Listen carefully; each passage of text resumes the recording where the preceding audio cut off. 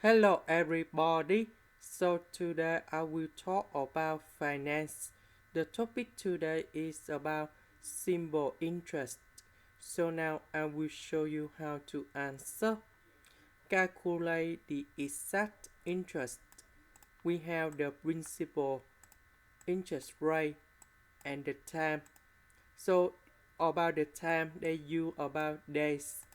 So the formula in this situation, we have interest equals to the principal multiplied by R, we divide by N, multiplied by T, because the interest, this one they use about the yearly or annually.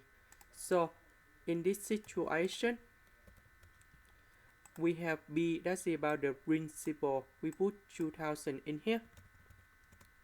Interest rate, that's about this one. So in this situation, 1 year we have 365 days, so we use about 365 to find about the interest rate for 1 day. About the time, we have this one. So we calculate this number in here, and we got about 42.16, and this is the final answer. That is the end. Thank you for watching.